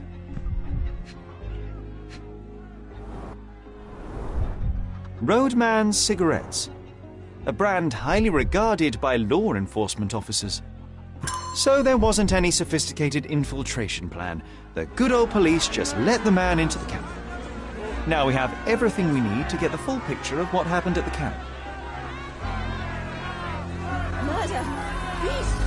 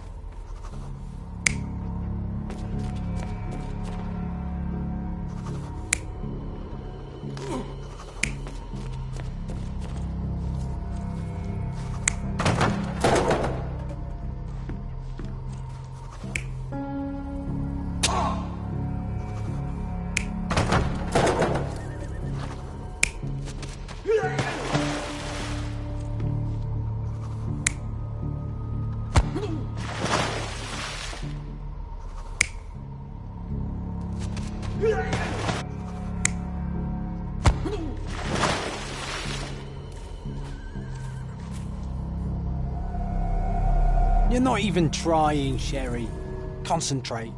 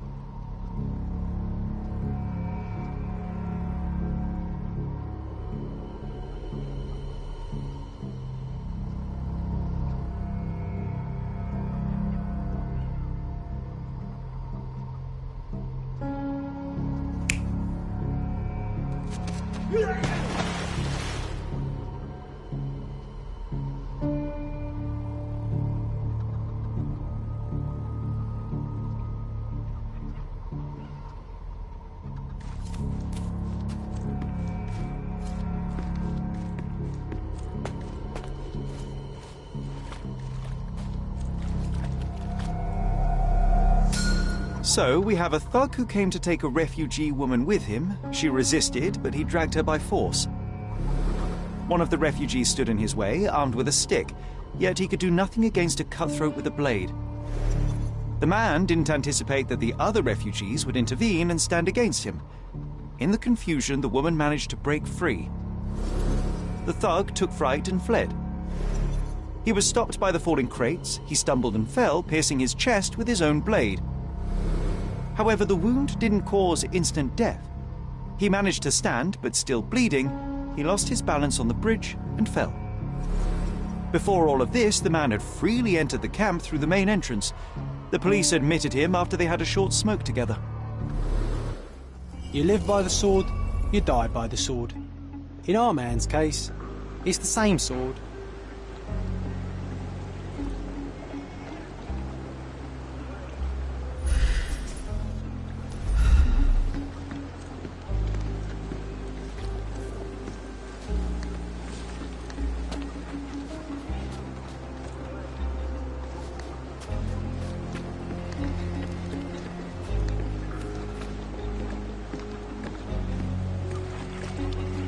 What a pleasant man this Mr. Tewkesbury is.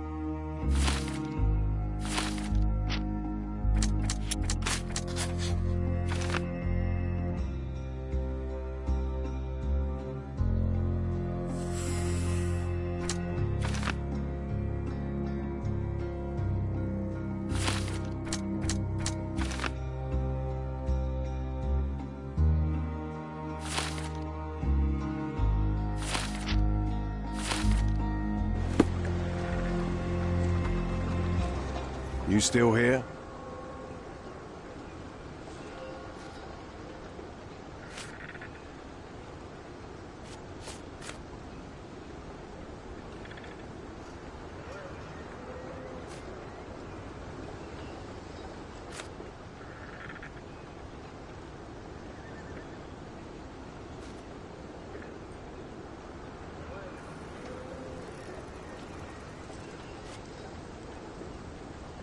I've already told you all I've learned.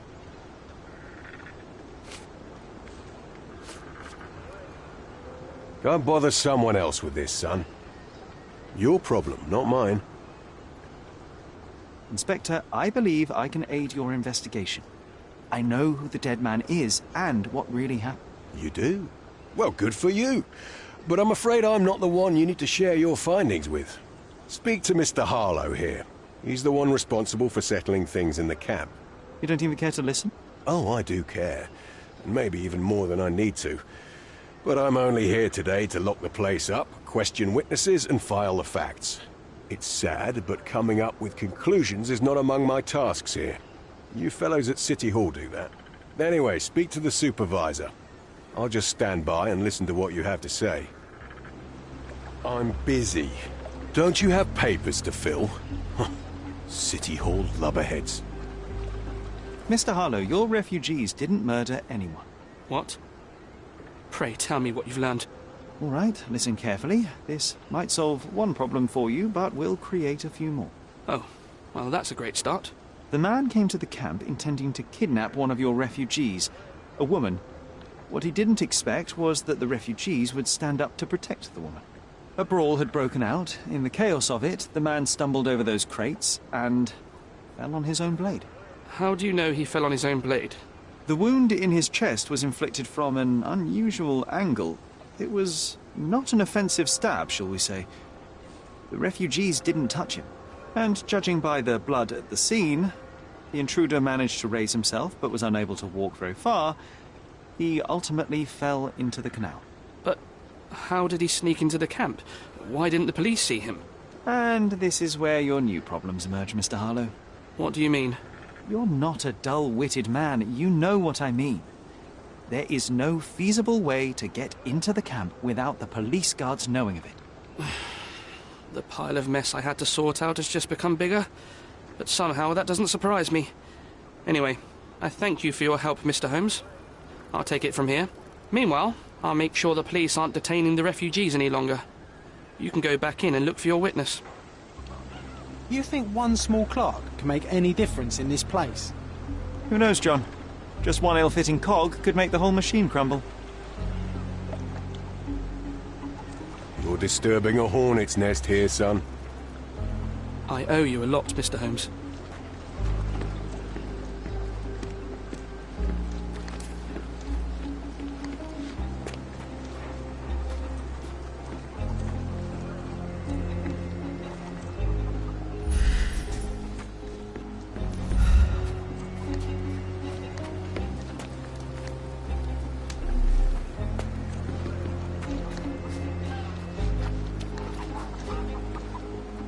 You're the one who tended to our man's wounds. I thank you greatly. The police didn't allow us to help him. The police will leave you alone now. I've proven to them that the man who came into the camp died due to his own foolishness. Thank you for standing up for us. But nobody would help us without a reason. You're here because you want something. Yes, I do. I need to speak with the girl drawn here. The dead man came for her too. He wanted to take the girl away, but we won't allow her to be hurt again. What do you want from Nayla? Nayla. She was hurt some time ago. I'm here to find the people who did this and bring them to justice. And to find them, I need Nayla's help. Will you let me speak to her? Justice. There's no justice on this land. But you helped us, so maybe your words are not empty. You can speak to Nayla, if she wants it. But I will be watching you. Hello, Nayla?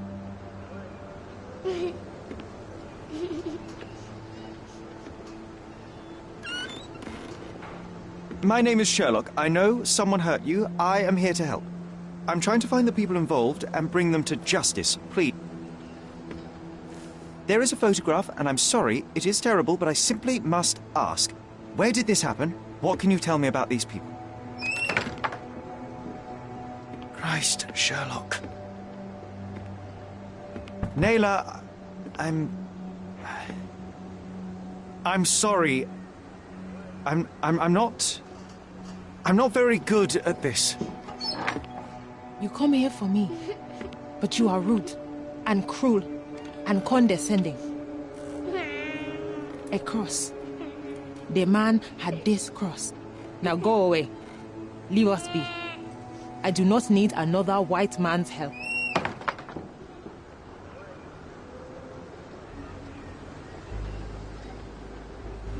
Oh, glad that wasn't me.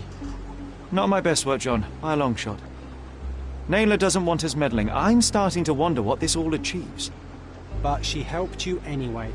Now we know that maniac's face and the cross he wore, we can still catch him.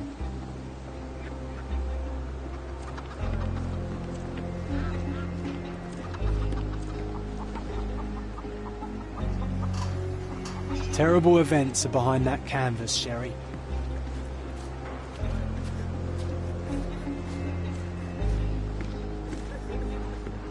May I ask for your assistance? Sorry. We don't see much here.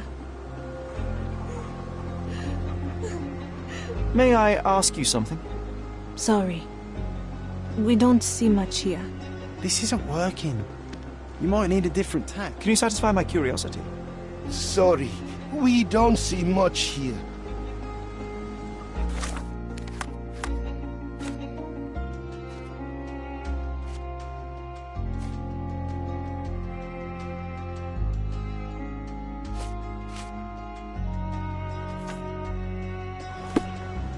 Are you able to help me?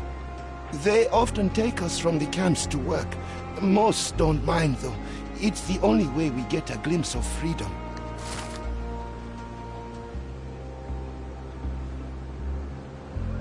So there's a smuggling ring in the camp.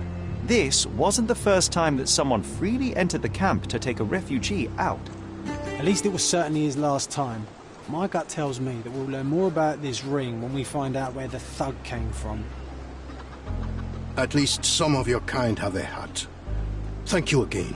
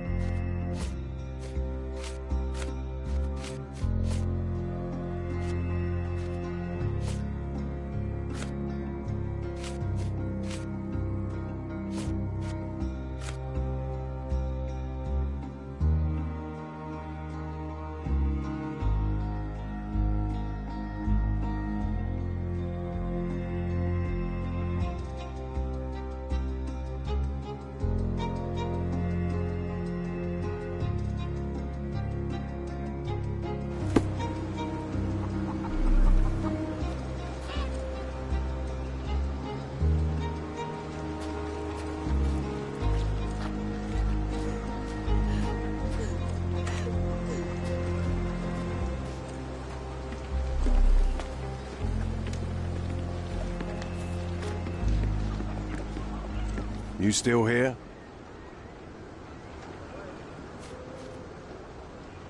The intruder has a most peculiar tattoo on his neck, 2 lines and a point. Do you know anything about... You really want to know, kid? Why? You want to play a policeman or something? I'm sure you have it in your records, so it won't hurt if I have it in mine. In my records, it's just a tattoo, as it should be in yours. Ah, to hell with you. Suit yourself as to what you're going to do with it. Off the record, though, such tattoos are often connected to a man named Mr. Niccolo Bernadotti. Bernadotti, you say? A respectable businessman in Scaladio. His company imports goods and wines, and smuggles everything that can be smuggled between the colonies and the mainland. His people can be identified by an obscure tattoo, just like the one over there our friend has. But these are all merely rumors, you see. If Mr. Bernadotti was a criminal, he'd be in prison now. Or hanged, right? You're disturbing a hornet's nest here, son. I owe you a lot, Mr. Holmes.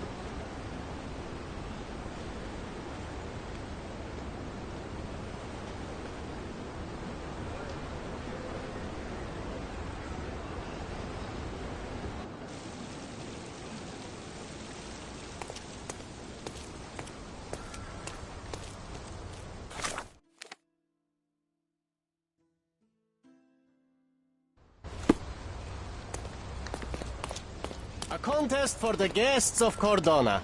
Find hidden treasure.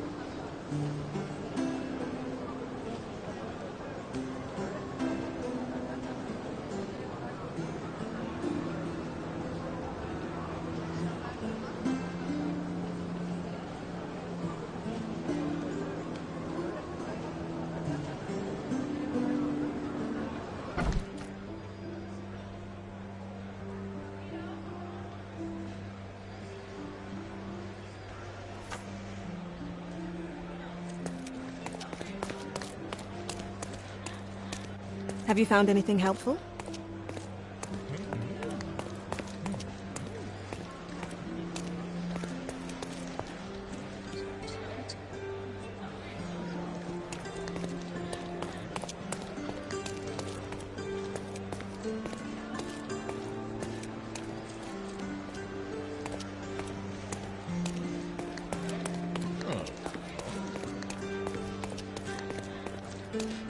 Could you help me? Don't be angry, sir, but I truly don't know.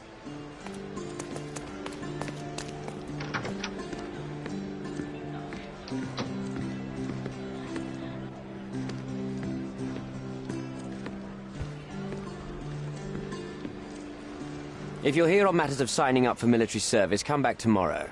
Our department needs to straighten out some business.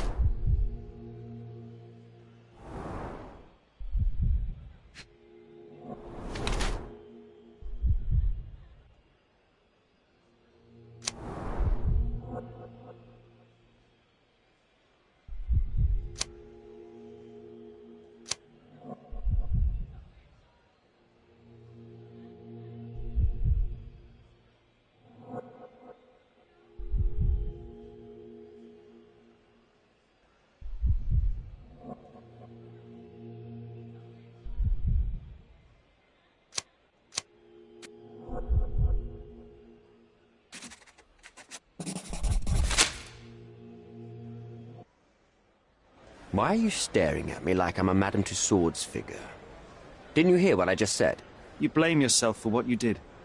Won't be any good unless you confess to me, so I'll try to be polite. What sort of did are we talking about? Are you from the press? I'm here because of... I don't remember her name.